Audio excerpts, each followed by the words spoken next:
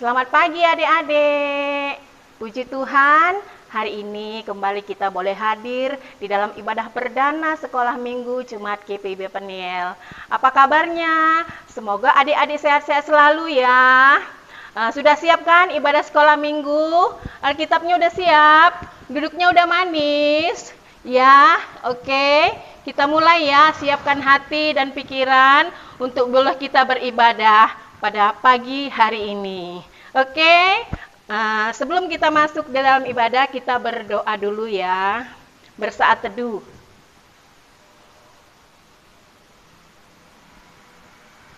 Ya. Nah adik-adik, kita akan mulai ibadah ini. Saya undang adik-adik untuk bangkit berdiri ya. Kita menyanyi satu lagu, Kami Puji dengan Riang.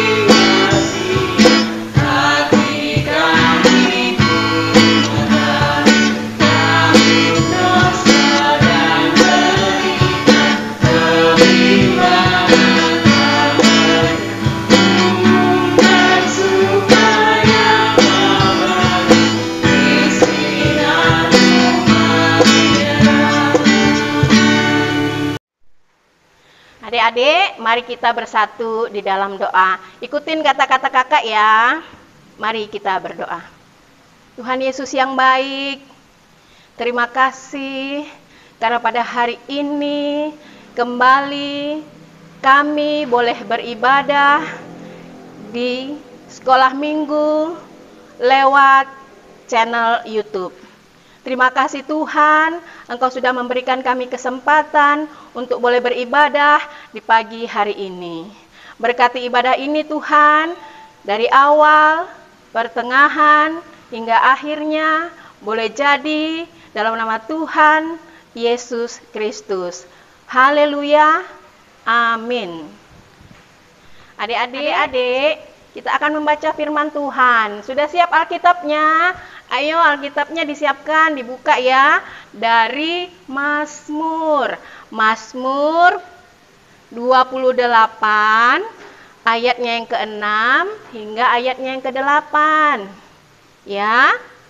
Ayo, udah ketemu belum? Ya, kakak tunggu ya, bunda tunggu ya. Ya. Ayo, kita baca ya. Sama-sama ya. Mazmur 28 ayat 6 hingga ayatnya yang ke-8. Terpujilah Tuhan karena Ia telah mendengar suara permohonanku. Tuhan adalah kekuatanku dan perisaiku. Kepadanya hatiku percaya. Aku tertolong, sebab itu beria-ria hatiku. Dan dengan nyanyianku, aku bersyukur kepadanya. Tuhan adalah kekuatan umatnya dan benteng keselamatan bagi orang yang diurapinya. Demikian Mazmur kita hari ini ya adik-adik. Silakan duduk. Kita akan sambung, sebelum kita mendengarkan firman Tuhan, kita akan menyanyi satu lagu ya. Yesus sayang padaku. Ayo adik-adik bangkit berdiri kita semua ya. Kita bernyanyi bersama kakak Layan dan bunda Layan.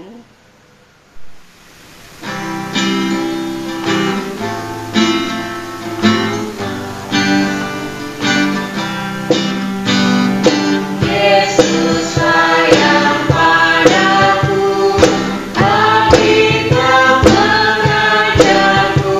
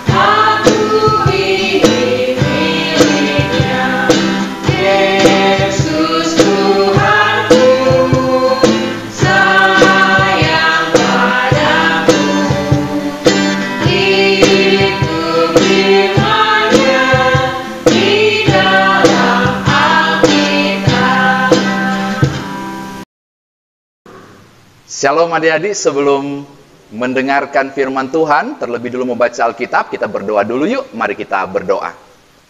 Tuhan Yesus, kami mau mendengarkan firman-Mu dari Alkitab dan cerita tentang firman Tuhan ini. Berkatilah kami, supaya kami mengerti. Terpujilah nama-Mu demi Tuhan Yesus Juru Selamat. Amin. Shalom. Pembacaan Alkitab kita hari ini terambil dari kitab 2 Korintus 3, ayatnya yang pertama sampai dengan yang ke-11, yang berkata, pelayan-pelayan perjanjian yang baru. Adakah kami mulai lagi memujikan diri kami? Atau perlukah kami seperti orang-orang lain menunjukkan surat pujian kepada kamu atau dari kamu? Kamu adalah surat pujian kami yang tertulis dalam hati kami dan yang dikenal dan yang dapat dibaca oleh semua orang. Karena telah ternyata bahwa kamu adalah surat Kristus yang ditulis oleh pelayanan kami, ditulis bukan dengan tinta, tetapi dengan roh dari Allah yang hidup, bukan pada loh-loh batu, melainkan pada loh-loh daging, yaitu di dalam hati manusia. Demikianlah besarnya keyakinan kami kepada Allah oleh Kristus. Dengan diri kami sendiri, kami tidak sanggup untuk memperhitungkan sesuatu seolah-olah pekerjaan kami sendiri. Tidak, kesanggupan kami adalah pekerjaan Allah. Ialah membuat kami juga sanggup menjadi pelayan-pelayan dari suatu perjanjian baru, yang tidak terdiri dari hukum yang tertulis, tetapi dari roh. Sebab hukum yang tertulis mematikan, tetapi roh menghidupkan. Pelayanan yang memimpin kepada kematian terukir dengan huruf pada loh-loh batu. Namun demikian kemuliaan Allah menyertainya waktu ia diberikan. Sebab sekalipun pudar juga, cahaya muka Musa begitu cemerlang, sehingga mata orang-orang Israel tidak tahan menatapnya. Jika pelayanan itu datang dengan kemuliaan yang demikian, betapa lebih besarnya lagi kemuliaan yang menyertai pelayanan roh. Sebab jika pelayanan yang memimpin kepada penghukuman itu mulia, betapa lebih mulianya lagi pelayanan yang memimpin kepada pembenaran. Sebenarnya apa yang dahulu dianggap mulia, jika dibandingkan dengan kemuliaan yang mengatasi segala sesuatu ini, sama sekali tidak mempunyai arti. Sebab jika yang pudar itu disertai dengan kemuliaan, betapa lebihnya lagi yang tidak pudar itu disertai kemuliaan. Demikianlah pembacaan Alkitab kita hari ini. Shalom adik-adik, ini kali pertama Pak Pendeta menjumpai adik-adik di rumah di ibadah Minggu Pelayanan Anak atau IMPA yang dulu disebut Sekolah Minggu. Nah, tadi sudah dibacakan oleh teman kita Alkitab tentang Rasul Paulus. Sekarang Pak Pendeta mau tanya, adakah di adik-adik yang di rumah yang tahu siapa Paulus? Coba angkat tangan, siapa yang tahu Paulus? Ya, Paulus itu adalah seorang rasul. Apa itu rasul ya? Rasul itu mereka yang ditugaskan oleh Tuhan Yesus pada waktu dulu itu untuk memberitakan firman supaya orang percaya bahwa Tuhan Yesus Juru Selamat, baru mengajarkan mana yang baik dan benar supaya orang nggak bikin dosa dan salah, lalu juga membangun persekutuan gereja. Itu tugas para rasul. Tugas paling utama adalah rasul itu kalau dia berkata-kata, ketika dia bilang jangan berdusta, berarti dia nggak boleh berdusta. Jangan mencuri, berarti dia juga nggak mencuri. Apa artinya? Rasul juga menjadi teladan. Nah, Pak Pendeta mau cerita tentang seorang tokoh bernama Rasul Paulus. Suatu ketika Rasul Paulus pergi ke suatu daerah bernama Korintus. Korintus itu kota besar sekali. Kayak kota Palembang tapi lebih besar lagi. Nah, Paulus pergi ke situ. Dia ngapain, adik-adik? Ternyata dia memberitakan firman. Dia membuat orang percaya pada Tuhan Yesus. Dia bikin orang supaya sadar jangan bikin dosa. Berapa lama adik-adik Rasul Paulus di situ? Di kota itu, Rasul Paulus itu berada 18 bulan. 18 bulan itu berapa tahun ya? 1 tahun berapa bulan? 12 bulan. Berarti kalau 12 bulan supaya dapat 18, dapat tambah berapa bulan lagi? Ayo, 18 kurang 12. 6 bulan, betul. Jadi Paulus itu ada di Korintus 1 tahun 6 bulan. Tahu nggak? Waktu dia beritakan firman, selama 1 tahun 6 bulan itu, dia nggak dapat upah adik-adik. Lalu dia ngapain supaya bisa makan? Dia bekerja. Apa dia bekerja? Dia jual tenda. Selama proses 1 tahun 6 bulan itu, dia jago bikin tenda. Kayak kemah, nah di situ dia bikin, dia jual supaya dia bisa hidup. Ketika dia sudah dapat hidup, dia sehat lagi, dia memberitakan Injil lagi. Selama 6 bulan banyak hal. Apa jadinya? Adik-adik tahu? Banyak orang percaya loh. Akhirnya Korintus jadi Kristen. Semua percaya pada Tuhan Yesus. Semua nggak bikin salah. Semua nggak berdosa. Akhirnya berdirilah satu gereja yang namanya Jemaat Korintus. Mirip-mirip Jemaat Peniel Palembang, tapi lebih luas. Banyak sekali orang yang percaya. Sudah. Ketika sudah lewat 1 tahun 6 bulan, Paulus pergi ke banyak tempat. Ada ke Roma, ada ke Efesus. Ke banyak tempat dia tinggalkan Korintus. Dia pergi menginjili ke banyak tempat. Nah, Pak Pendeta mau kasih tahu, ada sesuatu yang terjadi. Pas Paulus pergi, tiba-tiba ada kelompok yang gak suka Paulus. Lalu mereka mulai bohong-bohong. Mereka pengaruhi jemaat Korintus. Mereka bilang begini, jangan percaya Paulus. Paulus itu bohong. Jangan percaya. Dia gak benar. Begitu loh. Oh, nggak usah yakin tuh Yesus Kristus. Pokoknya nggak usah. Jangan percaya Paulus. Bayangkan loh adik-adik. Ketika Paulus pergi, mereka ngomong jahat tentang Paulus. Ada kelompok yang nggak suka. Dan mereka ngomong jahat. Lalu, tiba-tiba ada yang kasih tahu. Mereka berangkat cari Paulus dan kasih tahu. Paulus, ada yang bicara bohong tentang kamu. Ada yang ragukan kalau kau rasul. Ada yang ragu kalau kau utusan Tuhan Yesus. Bahkan ada yang ragu loh pemberitaanmu bahwa Tuhan itu, Yesus itu juru selamat. Sedih. Wih, Paulus sedih. Terus apa yang dia bikin? Nah, ini masuk di bacaan kita yang tadi sudah dibaca. Paulus tulis surat. Dia tulis surat. Kalau sekarang dia WA kali ya. Kalau sekarang. Atau dia pakai Line. Apalagi. Dia chatting. Ini enggak. Dulu belum ada. Dia tulis surat. Apa jawabannya di surat itu? Dia bilang begini. Jemaatku Korintus. Tidak apa-apa orang menuduhku jahat. Wih, luar biasa loh. Sambil sedih dia bilang begitu. Enggak apa-apa orang bilang saya jahat. Tapi yang buktikan bahwa aku benar harusnya kamu. Maksudnya, Paulus bilang begini. Kalau kamu hidupnya baik. Kalau kamu hidupnya benar. Kamu seperti surat Kristus. Maksudnya apa? Orang bisa lihat kelakuanmu baik, engkau benar, engkau tidak jahat, tutur katamu sempurna. Itu akan buktikan bahwa aku rasul yang betul. Bahkan kalau hidupmu benar, kata Paulus, gak usah tentang mereka. Tapi kalau hidupmu benar, Tuhan Yesus akan ditinggikan. Kalau kau baik-baik hidupmu, orang akan percaya Yesus itu Tuhan dan Juru Selamat. Dia tulis begitu tadi. Terus kedua, dia tulis lagi yang tadi dibaca, dia bilang begini. Aku melayani itu bukan karena aku. Kalau kamu jadi sukses itu bukan karena aku, tapi karena Tuhan. Bayangkan loh, dia pergi menginjili 1 tahun 6 bulan, dia nggak bilang, saya hebat, kenapa kamu nggak akui? Dia nggak bilang begitu. Bukan saya yang hebat, tapi Tuhan saja yang hebat. Apa maksudnya? Paulus itu rendah hati. Dia jadi pemimpin yang baik. Dia tidak marah-marah, dia tidak sombong. Sebaliknya, dia justru membina jemaatnya dengan baik. Kira-kira begitu isi Alkitabnya. Nah, sekarang bagaimana adik-adik mau bawa dalam kehidupan beriman sebagai anak-anak impa yang baik, anak-anak Kristen yang baik? 1. Siapa di antara kalian yang ingin jadi Paulus? Itu pertanyaan penting.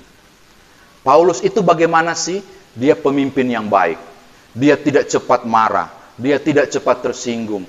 Dia rendah hati. Dia tidak balas kejahatan dengan kejahatan. Maka hal yang pertama Pak Pendeta mau bilang, Adik-adik, ketika sudah dengar firman Tuhan ini, Tuhan mau minta begini, jadilah anak yang baik, yang dengar-dengaran, yang tidak sombong, ya toh, yang hidup benar, yang tidak melakukan kejahatan, nggak bohong. Supaya apa? Supaya orang tahu, supaya orang mengerti bahwa Tuhan Yesus itu Tuhan dan Juru Selamat. Kok bisa? Iya dong, kalau adik-adik nggak jahat, adik-adik baik, siapa kamu? Oh, aku anak Impa Piniel. Aku percaya pada Tuhan Yesus. Akhirnya orang jadi percaya sama Tuhan Yesus. Kalau adik-adik punya kehidupan yang baik dan benar. Yang kedua, ini yang luar biasa. Dia pemimpin yang baik, ini Rasul Paulus. Nah, Pak Pendeta mau bilang begini juga. Adik-adik juga adalah pemimpin loh. Pemimpin? Ketua kelas. Ya toh, pemimpin juga itu kan. Atau aku bukan ketua kelas, aku nggak pemimpin. Oh, salah. Paling tidak adik-adik memimpin diri sendiri. Terus cara memimpin diri sendiri yang baik itu gimana? Atur waktu yang baik. Kapan belajar? Kapan main game online? Jangan main game terus. Dengar-dengaran sama orang tua. Sayang sama adik kakak. Enggak bohong. Selalu benar. Itu memimpin diri sendiri. Ketika adik-adik memimpin diri sendiri ke arah yang baik, adik-adik adalah pemimpin yang baik untuk diri sendiri. Jadi Pak Pendeta mau tutup firman Tuhan ini mau bilang begini, mari contohi Rasul Paulus. Hidup dan benar, taat pada Tuhan, pimpin diri sendiri, atur waktu dengan baik, jangan main-main terus. Ada sekolah online, jangan online juga, game-gamenya terus sampai, enggak, atur waktu dengan baik. Kapan baca Alkitab? Kapan berdoa? Kalau sudah begitu, adik-adik akan menjadi orang yang baik, supaya Tuhan Yesus dikenal banyak orang karena adik-adik baik. Tuhan Yesus berkati adik-adik ya. Amin. Adik-adik, kita mau berdoa, kita mau masuk doa syafaat, kita mau doakan mama, papa, Pak Pendeta juga mau doakan adik-adik punya sekolah ya. Yuk, kita berdoa yuk, tutup mata semua, tutup mata. Tutup mata. Pak Pendeta nggak lihat, tapi Tuhan Yesus lihat. Tutup mata ya, yuk kita berdoa. Tuhan Yesus, kami bersyukur karena sudah mendengarkan firman-Mu, lalu juga sudah mengenal tokoh Paulus yang hebat dan luar biasa karena hidup benar dan taat kepada Tuhan. Sekarang mampukanlah kami supaya kami boleh menjadi pemimpin yang baik, mengatur waktu belajar kami, taat sama mama papa, sayang sama adik kakak, lalu kemudian juga kami selalu hidup dalam kebenaran supaya Tuhan Yesus dikenal. Terima kasih Tuhan Yesus, hamba mau berdoa bersama anak-anak di rumah masing-masing, untuk orang tua masing-masing, dalam tugas pekerjaan dan kehidupan. Tuhan berkatilah. Sehatkanlah terus mama papa, supaya mereka terus bekerja untuk membiayai hidup kami, tapi juga untuk sekolah kami. Berkati secara khusus hamba berdoa buat anak-anak Impa, yang saat ini sedang sekolah online. Tuhan beri kesabaran, roh kepinteran, supaya melalui belajar yang giat, mereka bermasa depan di dalam Tuhan. Terpujilah nama-Mu, ini doa kami, ini mohon hati kami, demi Tuhan Yesus Juru Selamat, kami berdoa. Amin. Nah adik-adik, kita tadi sudah mendengarkan firman Tuhan yang dibawakan oleh Pendeta Inyoman Jepun tentang Rasul Paulus. Iya, betul adik-adik. Nah, untuk merespon firman Tuhan, kita akan menyanyi ya adik-adik. Ayo, kita bangkit berdiri semuanya. Berdiri semua, ayo. Kita akan menyanyi dalam nama Yesus. Dalam